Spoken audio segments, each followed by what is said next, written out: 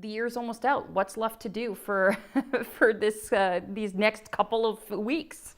Well, it's a unique end of the year for council because, of course, it's a brand new council, and we're just getting started. So we, just got sworn in and just settled upon sort of the committee assignments. I've been spending a lot of time over the last few weeks, obviously meeting with each member of council, a couple of new ones, to talk to them about the agenda and priorities and committees and where they'd like to serve, what matters most, of that kind of stuff. So that's sort of how this year ends, just getting all of that kind of stuff done. So a bit of a different year end than most, just because it's a brand new council. Well, so now let's go back and let's rewind a little bit. So this has been it's been a pretty busy year, not only because of the elections, but just in general. A lot has happened in the town of Huntsville. Is there anything that you want to talk about, just as you reflect some of the major things that were big for 2018 for the town of Huntsville?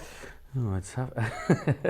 I don't know. In my line of work, it all seems to happen. There's so much that goes on. It's tough to sort of reflect on one particular thing. Obviously, I think the biggest issue we're dealing with is ensuring that we continue to have an acute care hospital in Huntsville, and so exciting, certainly exciting developments there when we were able to meet with the Minister of Health at the AMO conference in Ottawa in the late summer, and she assured us that she agreed with the 2 acute care facilities program for Mock, and obviously we're looking forward to what resolutions they come up with in terms of solving the funding formula. So very exciting news for us, that new government and some of the commitments they've made to us. We obviously want to make sure that they keep to those commitments.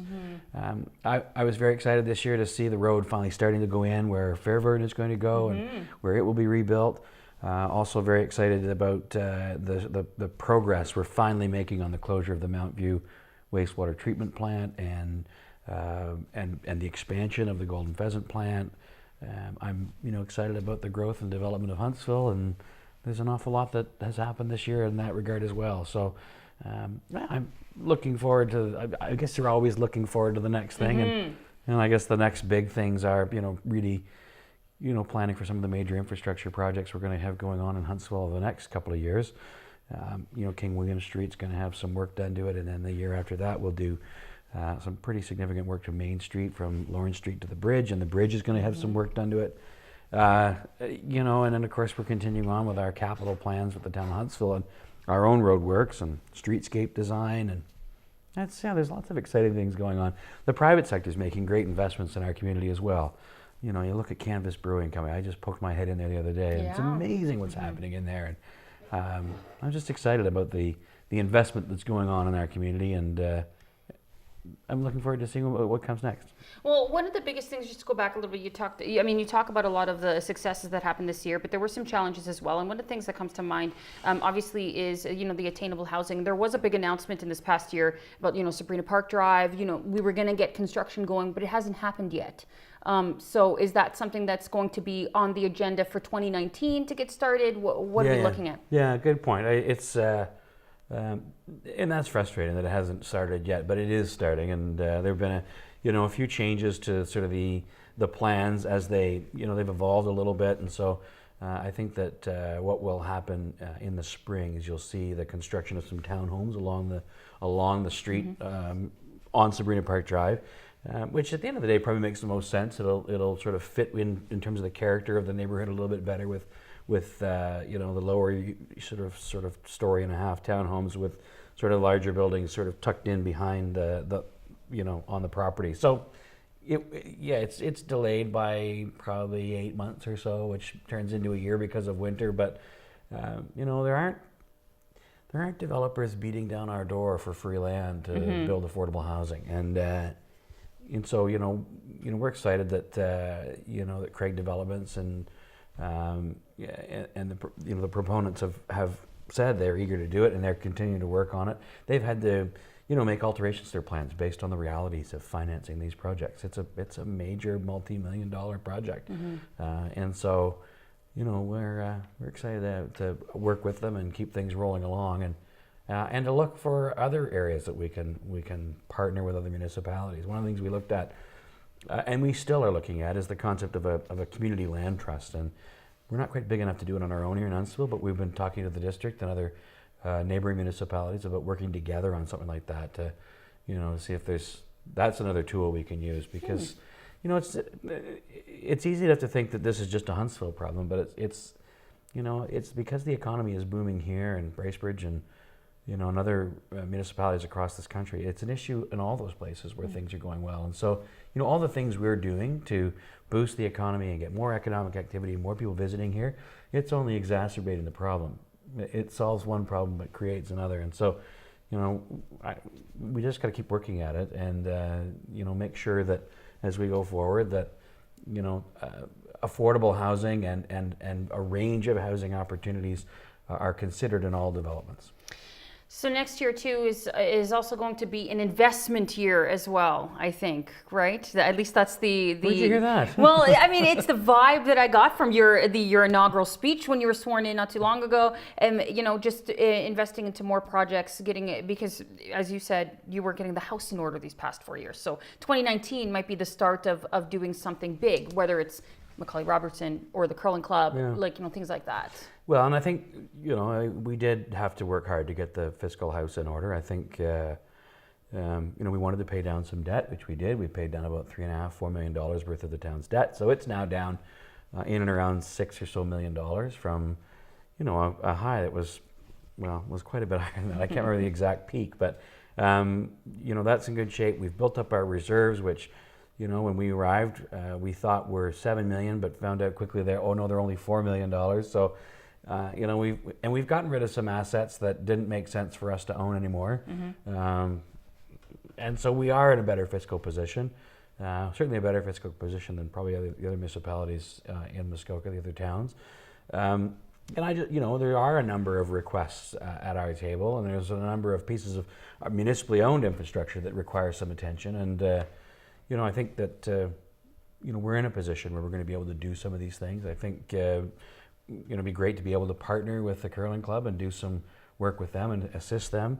But we can't do it all. I mean, we can't do it all on our own. And so, we're obviously eager to see, what federal and provincial programs might be available, infrastructure programs.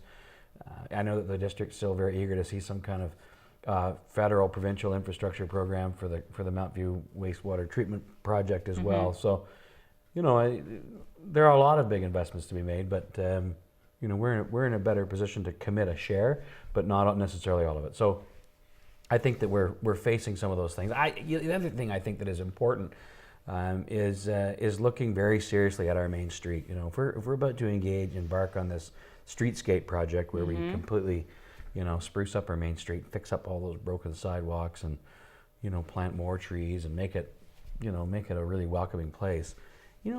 The problem with it, of course, is it's bookended on either end by a couple of vacant and derelict kind of properties, and I'm not sure this community can afford to wait much longer for the people that own those properties just to sort of sell them to the highest bidder. I think we may have to get involved in a couple of these projects. Interesting. And so obviously, council makes those decisions, and we'll be talking about some of those ideas as we, head into the new year. But, I think that those kinds of situations on either end of our main street, they're going to start to catch up to us, and it doesn't make sense for us to spend a few $1 million redoing the street and making it beautiful, only to have it, when you what you have to drive by to get into it. So if we can help stimulate some private sector investment, I'm prepared to look at that very seriously, and I think that's something that we should do. And it's the kind of thing that maybe if we have to buy a piece of property, we can maybe do some land assembly in some areas and work with the private sector to put together a package of land where they can then go and develop it, and so the taxpayer would get most if not all of their money out, and then of course we generate some tax revenue on top of that. So I'm looking at not just buying things, but making investments that stimulate more economic activity and ultimately tax dollars for the municipality to pay it off. So to wrap up then, I just wanted to ask you, I wanted to get this out there too. This year, this particular year, has been a reflective year for you personally too, a healing year as well. So as we round out 2018 for you personally, how has that been going, and your reflection of this past year? Well, it's gone well, actually. I guess it's I'm definitely a calmer individual now, I guess.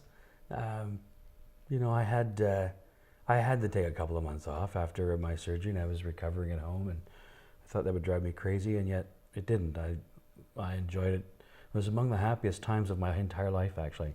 I went for walks, and my nieces and nephew were always there to make sure I did go for my walks, which was endearing. And Deputy Mayor Terziano, you know, filled in such a beautiful, capable way, and just took the reins, and I didn't have to worry about anything, which was great. And so, you know, that's the kind of thing that I'll never ever be able to thank her enough for what she did for me and for the town.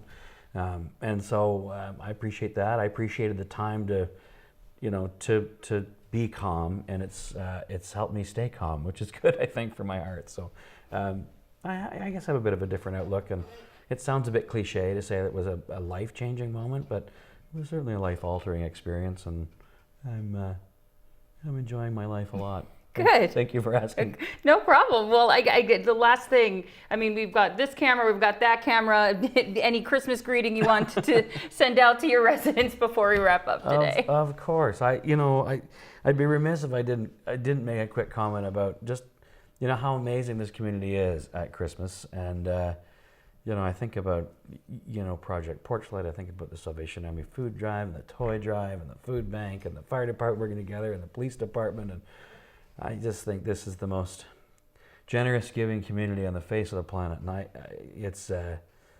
it's a humbling thing to be the mayor of such a community, and it's a thrill to be out and about in the rest of Ontario and brag that I'm from Huntsville, and people recognize us for that, and so it's exciting, and I'm happy to see that Christmas spirit is very much alive and well in Huntsville, and I would wish everyone a very Merry Christmas. Hopefully a relaxing holiday season and a great new year, and happy Hanukkah and All the rest. All the rest.